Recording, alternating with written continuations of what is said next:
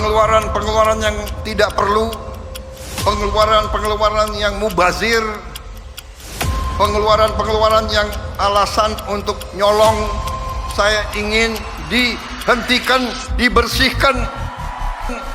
Yang banyak sewa-sewa hotel, nggak usah pakai hotel lagi, cukup lantai 4 aja.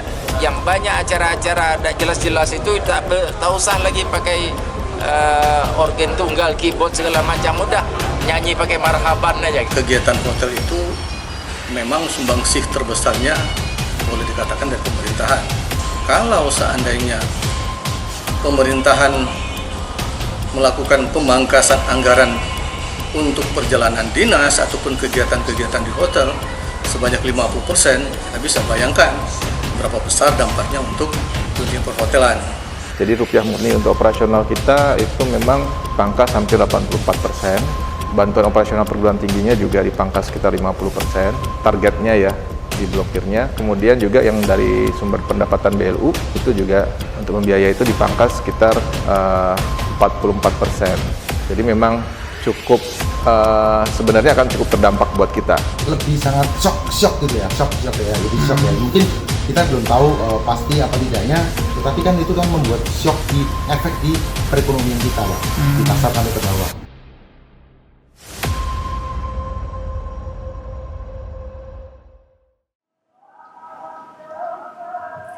Instruksi Presiden nomor 1 tahun 2025 mengamanatkan efisiensi anggaran di berbagai sektor, termasuk pemangkasan perjalanan dinas, kegiatan seremonial, percetakan, publikasi, dan seminar. Bagaimana kebijakan ini memengaruhi ekonomi daerah? Apakah efisiensi anggaran dapat tercapai tanpa mengorbankan perekonomian lokal? Was-was efisiensi anggaran. Inilah Detak Fokus.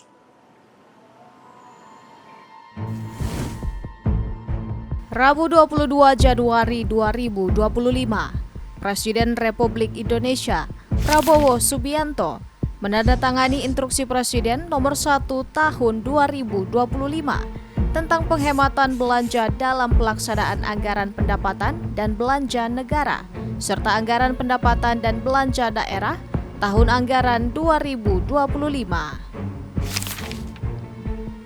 Instruksi ini menyasar seluruh instansi pemerintahan, mulai dari kementerian dan lembaga hingga pemerintah daerah.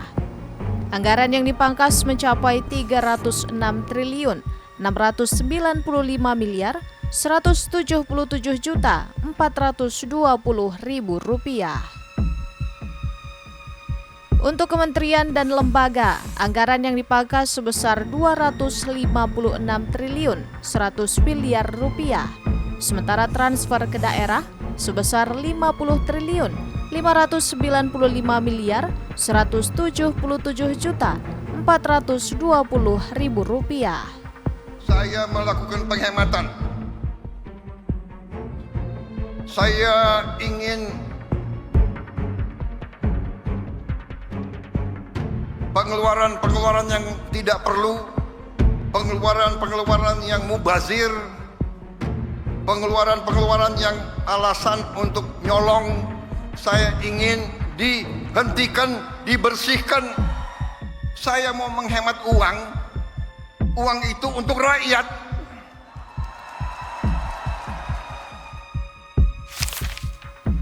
Instruksi Presiden ini memerintahkan gubernur dan bupati atau wali kota membatasi belanja untuk kegiatan yang bersifat seremonial, kajian studi banding, percetakan, publikasi, dan seminar, serta mengurangi perjalanan dinas hingga 50%.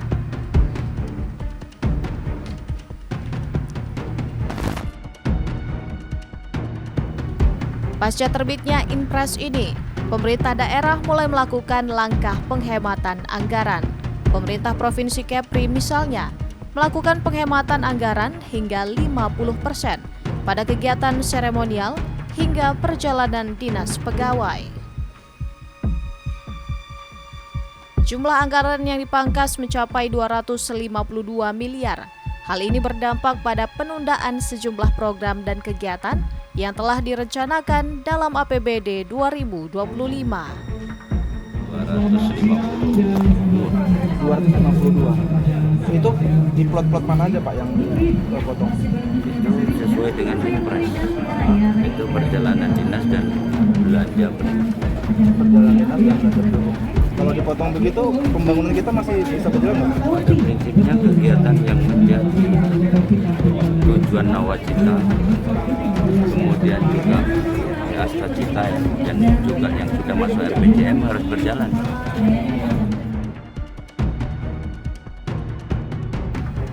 Selain melakukan penghematan, Pemprov Kepri juga akan menunda rencana pembangunan infrastruktur yang sumber anggarannya berasal dari dana alokasi khusus pemerintah pusat untuk daerah. Infrastruktur yang sifatnya ini tidak cuma yang bersumber dari BAK agar ditunda terlebih dahulu sampai pembatasan pemberitahuan berikutnya.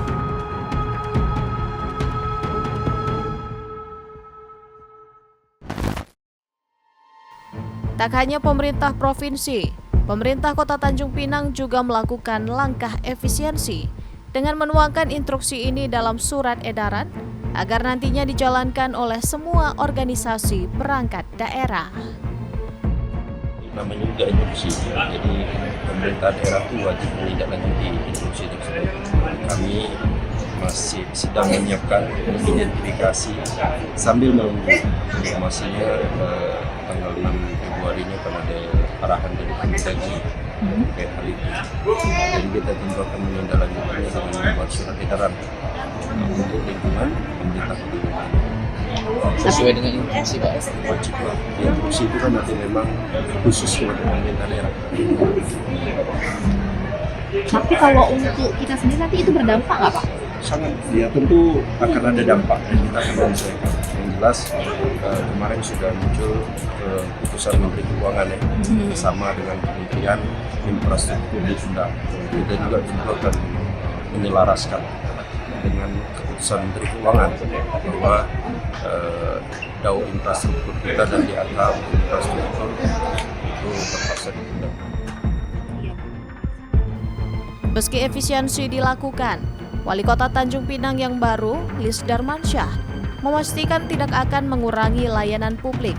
Sebaliknya, ia bertekad untuk terus mendorong sektor-sektor ekonomi, pengentasan kemiskinan, serta menciptakan lapangan pekerjaan bagi masyarakat Kota Tanjung Pinang.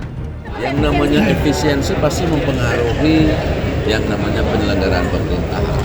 Ya, pembayaran harus dikurangi. Ya tentunya mudah-mudahan efisiensi itu tentu kita harus melihat di mana objektivitas yang kegiatan-kegiatan yang memang tidak bersentuhan langsung dengan masyarakat. Yang jelas insya Allah ya dengan adanya efisiensi ini kami berusaha karena kan kita mohon maaf ya ada lebih kurang sekitar 229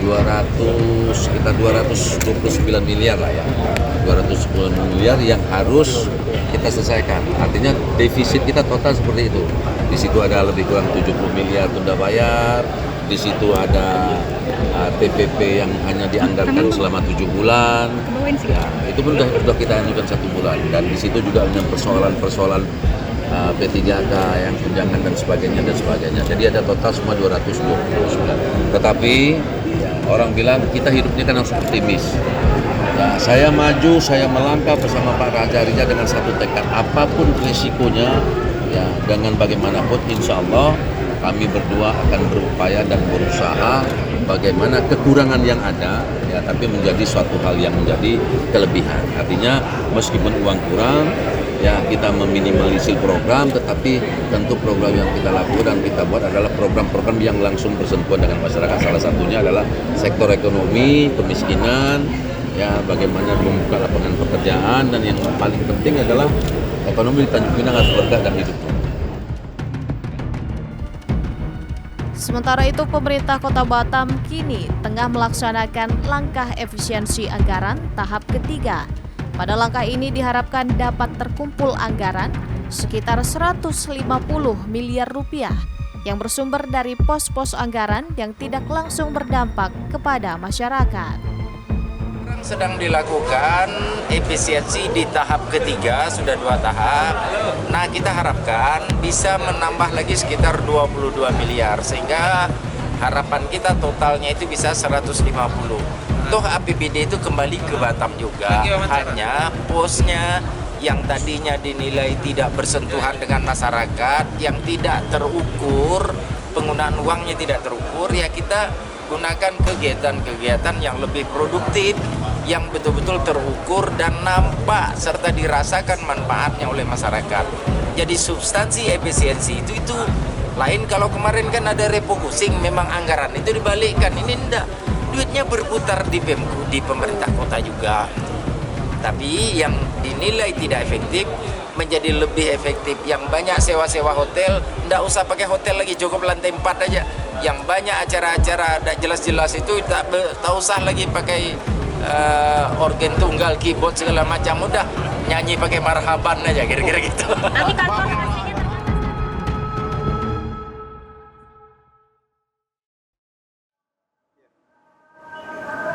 Lalu, siapa saja yang terdampak dari efisiensi anggaran ini? Akankah berdampak positif atau justru akan mengorbankan ekonomi lokal? Instruksi Presiden nomor 1 tahun 2025 tidak hanya memberikan dampak signifikan pada sektor pemerintahan, tetapi juga memengaruhi secara langsung sektor swasta. Instruksi ini membawa implikasi yang luas. Tidak hanya akan mengubah cara operasional lembaga pemerintah, tetapi juga mengubah dinamika dunia usaha. Komisi Pemilihan Umum Kepulauan Riau misalnya, mereka telah mengambil sejumlah langkah penghematan, salah satunya pengurangan penggunaan fasilitas listrik, serta penarikan kendaraan dinas yang sebelumnya disediakan untuk setiap KPU di tingkat kabupaten dan kota. Setiap kabupaten dan kota di Provinsi Kepulauan Riau sebelumnya menerima alokasi 6 unit kendaraan dinas yang digunakan oleh ketua dan anggota komisioner di masing-masing daerah. Dengan diberlakukannya kebijakan penghematan ini, para komisioner tersebut kini harus menggunakan kendaraan pribadi untuk kepentingan operasional KPU. Hal ini diperkirakan akan berlangsung hingga masa jabatan mereka berakhir pada tahun 2028 mendatang. Namun, ada pengecualian untuk KPU Provinsi Kepulauan Riau. Kendaraan dinas yang selama ini digunakan oleh ketua dan anggota komisioner baru akan ditarik pada tahun 2026. Ada lagi mobil dinas untuk kabupaten kota. Itu untuk ketua atau komisioner? Semuanya ya? Semua. Kan ada 6 ya masing-masing kabupaten kota ya, ketua, anggota, dan sekretaris. Itu ditarik semua, jadi menggunakan kendaraan yang ada. Seperti itu secara bersama-sama, dan kami sudah sampaikan bahwa kinerja KPU tidak terpengaruh dengan efisiensi ini. Kalau provinsi nggak ada Pak? Nggak ada ditarik? Provinsi sampai tahun ini aja. Tahun ini sampai 2025, setelah itu ditarik. Untuk saat ini pakai mobil sewa? Iya. Berarti selama ini pakai vendor kita ya? Iya, pakai vendor. Kapan mulai berlakunya kalau untuk kabupaten kota? Per Januari 2025. Oh, udah berlaku berarti ya? Sudah. Di Kabupaten Lingga, efisiensi anggaran berdampak pada terancam batalnya revitalisasi area Taman Pagoda di Kecamatan Singkep yang sudah dibahas pada Musrembang Kabupaten Lingga tahun 2024. Sejak tahun 2020, Taman Pagoda peninggalan PT Timah ini telah dihibahkan kepada pemerintah Kabupaten Lingga. Selain Taman Pagoda dalam Musrembang Kecamatan Singkep pada awal Februari 2025, terdapat beberapa usulan pembangunan dan revitalisasi bangunan yang tidak terawat sejak beberapa tahun terakhir ini. Namun sebelum diputuskan dalam Musrembang terkait Kabupaten Lingga, banyak pihak yang meragukan revitalisasi Taman Pagoda dan bangunan lainnya dapat terlaksana tahun ini. Perbaikan gedung Pagoda kita yang merupakan ikon Kota Lingga Singkep, kami mendapat informasi kemarin memang ada renovasi di gedung Pagoda itu. Namun demikian kami menengok nanti ke Dinas PU apakah kapan dilaksanakan pembangunan atau renovasi ataupun perbaikan yang ada di Pagoda itu. Yang pastinya saya tidak tahu insya Allah katanya ada renovasi di tahun 2025 ini. Apakah bulan April, apakah bulan Mei, kita nunggu dari hasil mungkin lelang untuk renovasi tersebut, karena angkanya mungkin lebih daripada 200 juta, itu harus perlu lelang. Mudah-mudahan tidak terkena efisiensi begitu, tapi kalaupun kena, ya ini kan sifatnya nasional, jadi kita harap bersabar, mudah-mudahan tidak terakomodir tahun ini, tahun depan. Namun kita mengusulkan ya harus sabar ya. Jadi tidak hanya memikirkan pagoda, yang lain juga ada yang lebih urgent lagi yang harus diperhatikan oleh pemerintah sendiri. Saya berharap pagoda itu dapat digunakan, dapat dimanfaatkan terutama untuk peningkatan ekonomi masyarakat. Difungsikan untuk tempat rekreasi, sekaligus tempat berjualan untuk UMKM yang dekat dengan kota.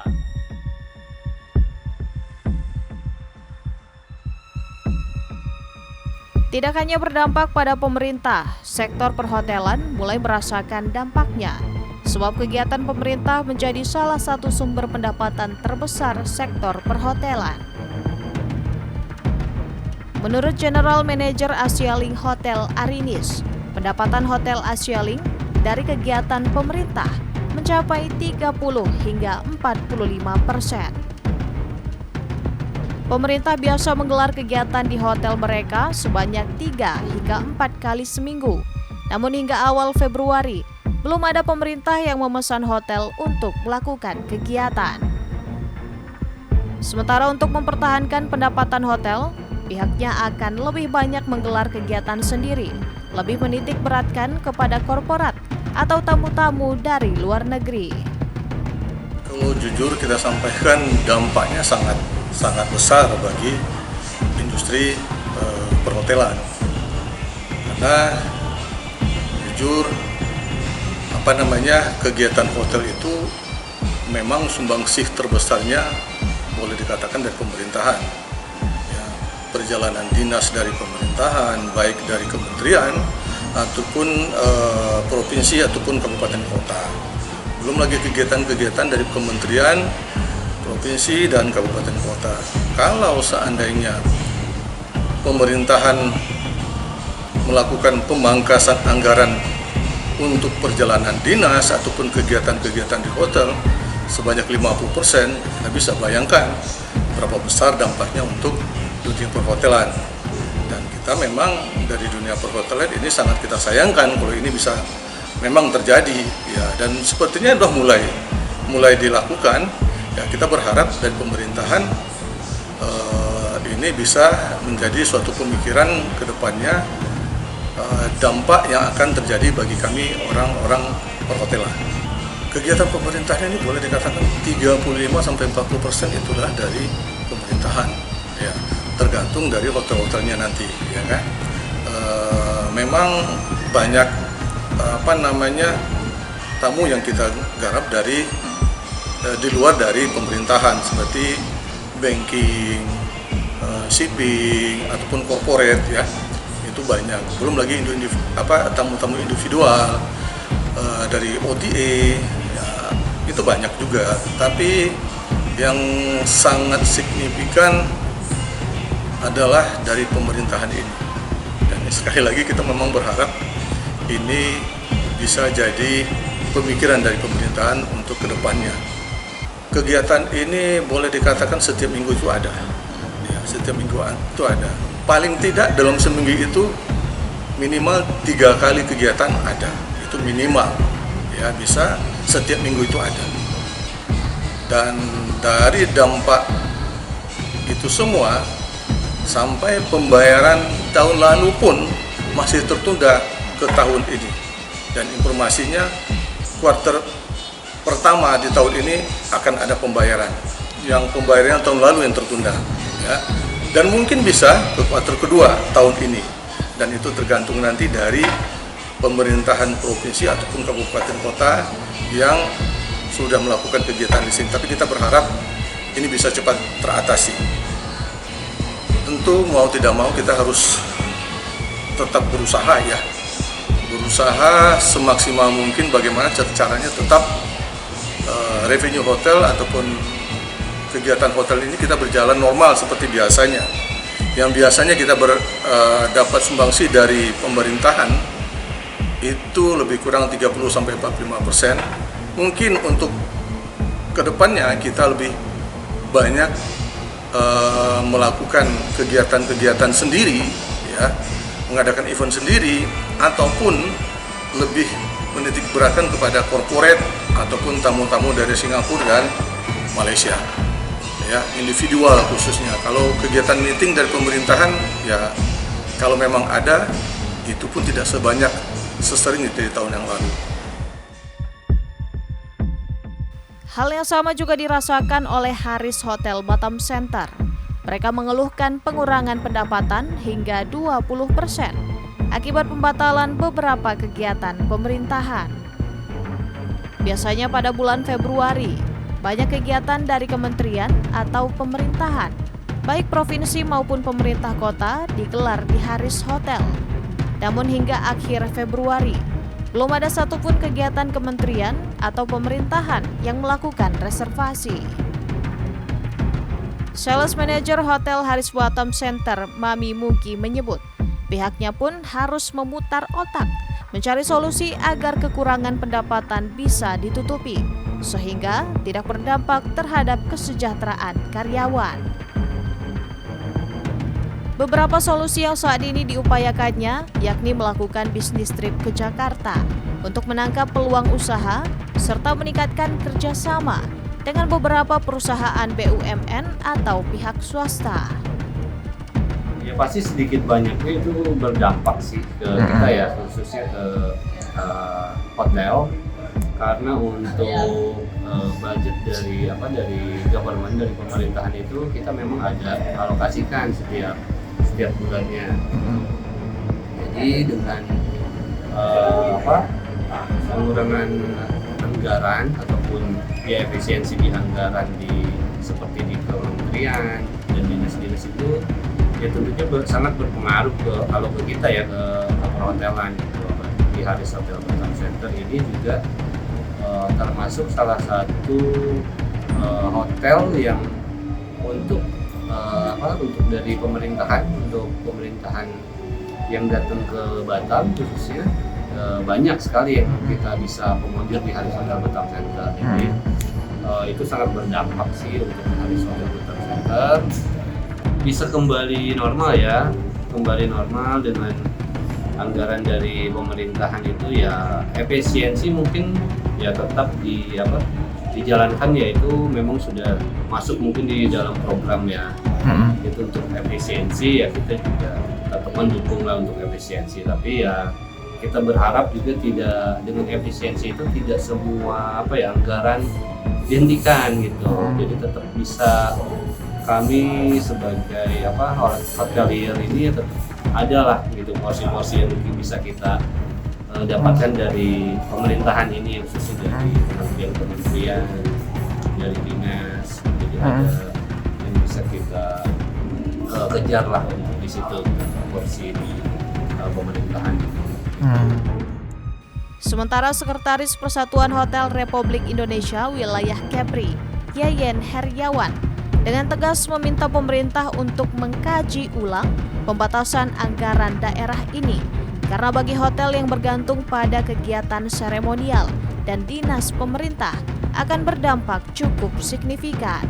Secara keseluruhan, dampak kebijakan ini pada sektor perhotelan di Kepulauan Riau mungkin belum signifikan berdampak kepada perhotelan khususnya di Pulau Batam dan Pulau Bintan.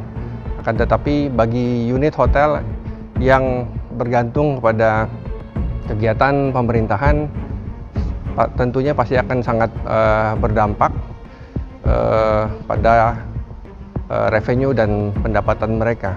Mungkin harus difikirkan lagi untuk bisa kembalikan seperti semula kegiatan dan dinas perjalanan kepada sektor pemerintahan.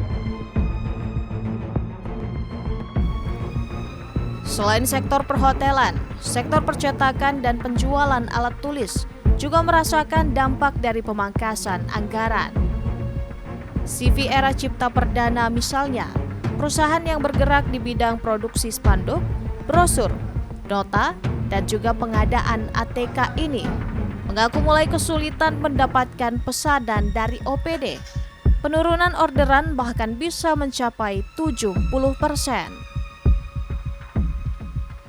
Untuk mengatasi sepinya permintaan percetakan dan ATK dari OPD, CV Era Cipta Perdana kini fokus pada inovasi produk dan menggencarkan pemasaran ke segmen perorangan maupun pihak swasta. Percetakan mendapatkan job atau itu kan dari instansi pemerintah. Jadi sekarang semenjak COVID itu, apalagi efisiensi dikurangi, itu kan pemasukan dari percetakan kami kan semakin menurun kan, malahan sampai 70%. Biasanya kalau misalnya dari pemerintah itu ya stationery atau ATK. ATK gitu ya. Jadi sejak efisiensi ini sangat menurun ya. Sangat menurun. Mungkin ini kan zaman digital kan. Jadi mungkin perusahaan harus meningkatkan lagi inovasinya mengenai digital gitu. Sementara itu, Freddy Sanjaya, National Sales Manager Artlight, yang merupakan salah satu perusahaan di bidang alat tulis dan perlengkapan kantor, menilai kebijakan pengurangan belanja daerah secara tidak langsung akan mengurangi omset pelaku usaha percetakan dan alat tulis. Pasalnya, banyak dari mereka yang selama ini bergantung pada kegiatan pemerintah daerah. Freddy berharap kebijakan pembatasan anggaran belanja daerah untuk ATK dan percetakan ini tidak berlangsung lama. Jika diterapkan dalam jangka panjang, ia khawatir dampaknya akan merugikan kesejahteraan pelaku usaha di sektor ini. Sangat berpengaruh, Pak. Sangat berpengaruh. Pasti sangat berpengaruh. Apalagi dengan sounding pun itu akan sangat dilihat pasar. Kalau menurut saya lebih sangat shock gitu ya, shock ya, lebih shock ya. Mungkin kita belum tahu pasti apa tidaknya, tetapi kan itu kan membuat shock di efek di perekonomian kita, Pak, di pasar sampai ke bawah.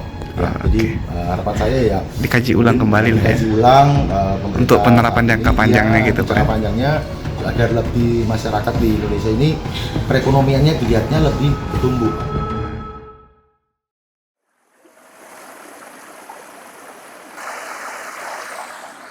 Efisiensi anggaran juga menyasar ke perguruan tinggi. 41,5% anggaran operasional dipangkas. Kondisi ini cukup membuat perguruan tinggi was-was, mengingat anggaran yang ada selama ini belum mampu mengcover semua kebutuhan perkuliahan. Poli Batam berada di bawah Kementerian Pendidikan Tinggi, Sains dan Teknologi. Kementerian dengan pemangkasan anggaran terbesar kedua dari beberapa kementerian lainnya. Rata-rata perguruan tinggi ditugaskan memangkas anggaran sekitar 41,5%. Nah, efeknya memang juga sampai ke satuan kerja perguruan tingginya, baik yang Satker, BLU maupun PTNBH. Dan memang kalau kemarin kita mendapatkan amanah atau tugas untuk bisa memangkas itu sampai rata-rata 41,5%. Nah, kalau ya cukup besar itu dan cukup mengagetkan sebenarnya buat kita. Kalau di perguruan tinggi itu sebenarnya memang akan ada 3 sumber pendanaan, ya. 3 sumber pendanaan itu, pertama memang ada rupiah murni dari pemerintah itu untuk operasional, tapi sebenarnya itu nggak pernah cukup memang buat kita ya. Kemudian ada bantuan operasional perguruan tinggi atau BOPTN namanya untuk negeri, ya. Dan ada sumber dana dari PNBP atau pendapatan BLU, itu yang dari uang UKT dan juga pendapatan layanan produksi dan jasa. Nah, kalau yang terkena dampak itu justru ketiga-tiganya. Jadi rupiah murni untuk operasional kita itu memang dipangkas hampir 84%, ya. Bantuan operasional perguruan tingginya juga dipangkas sekitar 50%, targetnya ya, diblokirnya. Kemudian juga yang dari sumber pendapatan BLU itu juga Untuk membiayai itu dipangkas sekitar 44%. Bambang menyebut, tanpa peraturan efisiensi, Poli Batam selama ini sudah mengusahakan langkah efisiensi dengan sendirinya, seperti mengadakan hybrid system, daring untuk kelas teori dan luring untuk kelas praktek dan proyek, serta pengurangan ATK dengan program paperless. Setelah aturan efisiensi diberlakukan, Poli Batam kembali menekan beberapa pos supporting dan tidak berdampak pada kegiatan utama, seperti perjalanan dinas, pengadaan ATK, serta menggunakan listrik seperlunya di gedung kampus. Meski mendukung aturan efisiensi, Bambang menyebut akan lebih baik jika dilakukan secara bertahap dan proporsional. Misalnya dilakukan pemangkasan sebesar 5-15% secara keseluruhan. Karena dengan pemotongan 41,5% seperti saat ini, cukup membuat perguruan tinggi ketar-ketir, mengingat anggaran yang ada selama ini saja belum mengcover semua kebutuhan perkuliahan selama setahun. Kalau seperti sekarang sebenarnya memang agak mengkhawatirkan, karena sebenarnya anggaran di awal pun itu belum mengcover semua kebutuhan anggaran kita untuk 1 tahun. Karena di pendidikan itu biasanya nanti akan ada kebutuhan yang melonjak ketika kita akan menerima mahasiswa baru. Nah, saat ini kan Poli Batam itu melayani hampir 11.500 mahasiswa, di mana itu terbagi dalam 2 shift, pagi dan malam. Jadi kita beroperasi sebenarnya mulai dari jam 8 sampai jam 11 malam setiap hari. Jadi pasti kebutuhan operasionalnya cukup tinggi sebenarnya. Makanya dengan pemotongan ini sebenarnya memang layaknya kita masih bisa running sesuai dengan kualitas kita, plus kita ada efisiensi itu di 1 semester ini aja. Kalau tidak ada relaksasi memang nanti kemungkinan akan memberikan dampak yang lebih besar gitu ya. Apalagi Poli Batam saat ini sudah sedang terus mencoba meningkatkan akses masyarakat untuk masuk, sehingga kapasitas daya tampungnya pun sebenarnya sekarang kita sedang coba untuk tingkatkan. Jadi nanti kemungkinan dari 11.500 ditargetkan di akhir tahun itu nanti sekitar 13.500 mahasiswa. Menurut Bambang, kegiatan perkuliahan untuk semester genap yang sedang berjalan masih bisa dilaksanakan. Namun, tetap ada kekhawatiran jika ke depan tidak ada relaksasi. Hal ini sudah disampaikan pihak perguruan tinggi negeri ke Kementerian Pendidikan Tinggi, Sains dan Teknologi.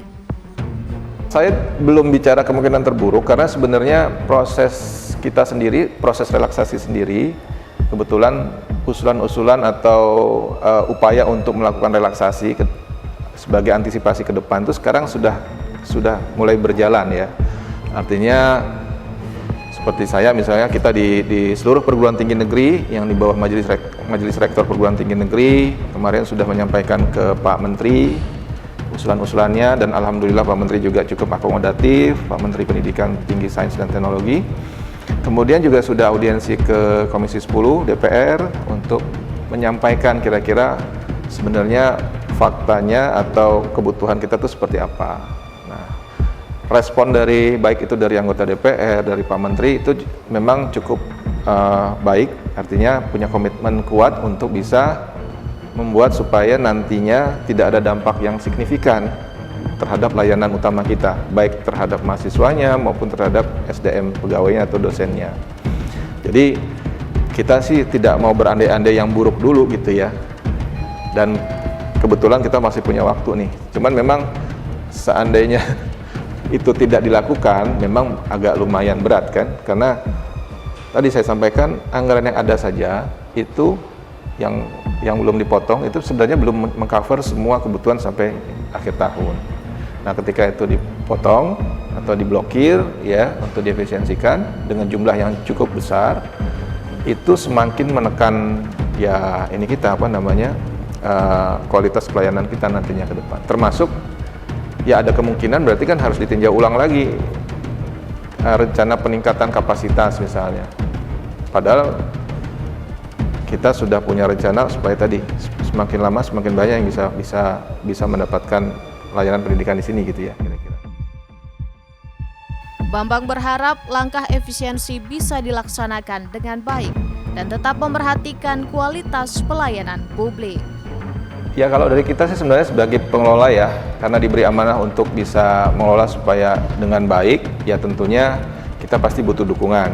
Dukungan itu baik dalam bentuk kebijakan maupun tadi tetap akhirnya ke pendanaan atau pembiayaan. Ya, kami menyadari betul bahwa memang efisiensi itu perlu dilakukan dan kita harus support pemerintah untuk itu, ya, karena mungkin ada banyak hal yang memang dari hasil itu bisa digunakan untuk yang lebih baik, bermanfaat lagi. Tapi memang kita perlu hati-hati juga supaya layanannya itu tetap bisa berjalan, gitu ya. Jadi kalau dari kemarin itu memang ada beberapa masukan gitu ya. Dari 3 komponen itu mungkin yang pertama kalau bisa direlaksasi yang pendapatan dari PNBP atau BLU-nya. Yang itu kan pendapatan yang dikolek dari masyarakat maupun layanan yang nantinya kan sebenarnya kembali ke masyarakat. Ya, kembali ke peserta didik gitu ya. Sehingga itu kalau bisa ya tidak di blokir. Ya, efisiensi tetap dilakukan dengan untuk hal-hal atau komponen-komponen yang sifatnya supporting dan memang bukan yang urgent gitu ya. Kemudian juga bantuan operasional perguruan tinggi negeri itu sebenarnya kan salah satu bentuk komitmen dari pemerintah untuk bisa menjembatani supaya atau menopang supaya kualitas pendidikannya tetap baik dan layanannya tetap berkualitas. Nah ini juga kalau sekarang misalnya dipotong 50%, kalaupun dipotong mungkin ya memang harusnya tidak sebesar itulah gitu ya. Nah kalau untuk rupiah murni memang itu ibaratnya subsidi pemerintah ya. Kalau buat kami, buat kita tapi memang bisa berbeda dampaknya. Buat kita di perguruan tinggi negeri yang kebetulan tadi skala mahasiswa yang cukup besar dan tadi punya potensi-potensi yang lain untuk dikerjasamakan, itu kita masih bisa mencoba berusaha untuk mencari alternatif pendanaan. Tapi kalau buat mereka atau perguruan tinggi yang memang skalanya masih kecil, ya PNBP-nya kecil, RM-nya juga sebenarnya dengan jumlah yang segitu tuh buat mereka udah sangat signifikan gitu. Jadi motong di Polit Batam misalnya 20% sama motong 20% di perguruan tinggi yang kebetulan skalanya kecil itu buat mereka dampaknya pasti lebih besar gitu. Karena mereka lebih kecil sehingga ya keluasaan untuk bisa mengelola anggaran kemudian mendapatkan anggaran dari luar juga mungkin lebih terbatas gitu. Itu yang ya perlu diperhatikan lah gitu ya. Mudah-mudahan niatnya sama-sama baik gitu ya, pemerintah niatnya baik supaya bisa melatih semua organ pemerintah, semua satuan kerja termasuk pendidikan itu untuk bisa kritis bahwa ini harus apa saja yang harus bisa kita manfaatkan ya. Tapi di sisi lain jangan sampai layanannya benar-benar breakdown gitu ya. Kebijakan efisiensi anggaran menuai protes dari mahasiswa di berbagai daerah di Indonesia, termasuk di Kepulauan Riau. Mahasiswa bahkan menuntut pemerintah untuk mencabut instruksi Presiden nomor 1 tahun 2025. Kamis 20 Februari 2025, puluhan mahasiswa yang tergabung dalam Aliansi Mahasiswa Tanjung Pinang Bintan menggelar aksi unjuk rasa di kantor DPRD Kepri. Massa membawa 5 tuntutan, yakni menuntut pemerintah mencabut instruksi Presiden nomor 1 tahun 2025 terkait penghematan anggaran. Menuntut pemerintah tidak memotong dana pendidikan dan kesehatan, menuntut pemerintah mengkaji ulang makan bergizi gratis, menolak pengangkatan staf khusus di tengah efisiensi anggaran, dan meminta DPRD Kepri untuk mengevaluasi pengangkatan staf khusus oleh Gubernur Kepri. Jadi poin-poin yang kami sampaikan, yang pertama kami ingin untuk pemerintah mencabut Impres nomor 1 tahun 2025 yang kami rasa hal itu membebankan masyarakat. Yang nomor 2 kami ingin dana terkait pendidikan dan kesehatan tidak dipangkas di dalam dan tidak diatur di dalam Impres nomor 1 tahun 2025. Yang ketiga yang kami inginkan adalah untuk mengkaji ulang program MBG yang kami rasa pada hari ini sangat membebani masyarakat, bahkan sangat membebani negara, karena hal itu merupakan janji politik saja. Kemudian yang nomor 4, kami pengen untuk pemerintah menindak tegas mengenai pengangkatan staf khusus dari kelembagaan atau kementerian, di mana saat ini kebijakan efisiensi sudah berjalan, namun hal-hal yang menyebabkan pembengkakan anggaran itu terjadi. Contohnya pengangkatan staf. Yang kelima, kami juga ingin pihak DPRD Provinsi mengevaluasi pengangkatan staf sus yang dilakukan oleh Gubernur Kepri, karena kami rasa hari ini dengan jumlah yang begitu banyak, rasanya hal itu bukan menjadi kunci atau urgensi untuk hari ini. Jadi kami pengen supaya hal itu bisa dapat dievaluasi. Sebelumnya, sejumlah mahasiswa Batam juga menyampaikan kritik terhadap efisiensi anggaran dalam rapat dengar pendapat bersama Komisi 4 DPRD Kota Batam pada Rabu 19 Februari 2025. Mahasiswa menyoroti dampak pemangkasan anggaran, seperti potensi pengurangan beasiswa KIP kuliah, serta bantuan untuk kampus-kampus swasta yang dipangkas 50%. Menurut mahasiswa, hal ini tidak sejalan dengan janji kampanye Prabowo Gibran, yakni kuliah gratis. Untuk sektor pendidikan, kami berbicara tentang bagaimana potensi kampus-kampus yang ada di Kota Batam bisa menaikkan uang kuliah tunggal. Lalu yang kedua, terkait dari beasiswa KIPK dan beberapa beasiswa bantuan dari pemerintah yang berpotensi ketika ini ditiadakan, maka mahasiswa-mahasiswa yang ada sekarang bisa untuk putus kuliah. Lalu untuk kesehatan, kami terus untuk mengawal tentang janji dari Presiden Prabowo Subianto tentang pemeriksaan kesehatan gratis. Dan hari ini kita mau melihat bagaimana implementasi yang ada di Kota Batam. Lalu yang terakhir ada ketenagakerjaan yang baru-baru ini viral tentang transmigran, transmigran yang ada di luar Kota Batam untuk bekerja di Kota Batam. Padahal dalam Badan Pusat Statistik kita melihat pengangguran di Kota Batam cukup signifikan. Maka kami sangat kecewa ketika kemudian akhirnya masyarakat lokal yang ada di Kota Batam tidak dapat bekerja karena kalah saing dengan sebagainya. Maka hilirnya ini adalah di pendidikan. Begitu kira-kira. Sementara itu, terkait isu efisiensi anggaran ini, Badan Pendapatan Daerah Kota Batam sedang berupaya mencari solusi untuk mengoptimalkan pajak perhotelan. Pemangkasan anggaran seremonial serta pengurangan perjalanan dinas dipastikan memiliki dampak bagi pendapatan pajak dan retribusi dari sektor perhotelan. Kepala Badan Pendapatan Daerah Kota Batam, Raja Asmansyah menjelaskan, harus ada kolaborasi dengan event pariwisata, terutama peningkatan kunjungan turis mancanegara. Dengan demikian, pelaku usaha perhotelan tetap bisa eksis dan dapat menunaikan kewajiban retribusi pajak perhotelan. Meski demikian, Asmansyah belum bisa merinci besaran dampak efisiensi anggaran terhadap sektor perhotelan di Batam. Itu kan harus ada kolaborasi ya dengan aktivis event-event pariwisata itu harus banyak di Batam.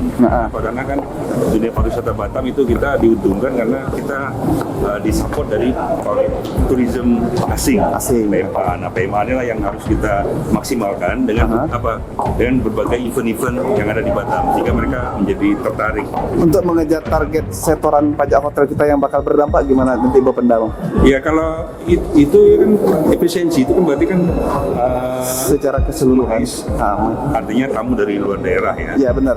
Kan berdampak ke kita nanti itu. Ya, dianggap kunjungan bisnis ya berkurang dari sisi pemerintahan. Baik. Nah, ya tapi mungkin dari kita alihkan untuk peningkatan kunjungan wisatawan asingnya.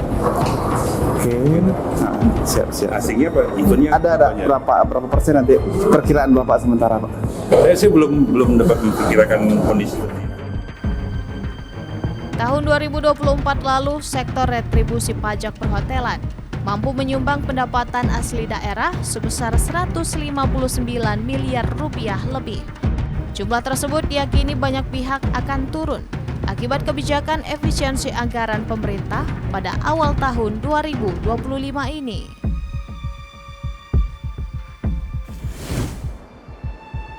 Inilah Detak Fokus edisi kali ini. Sampai jumpa di edisi selanjutnya.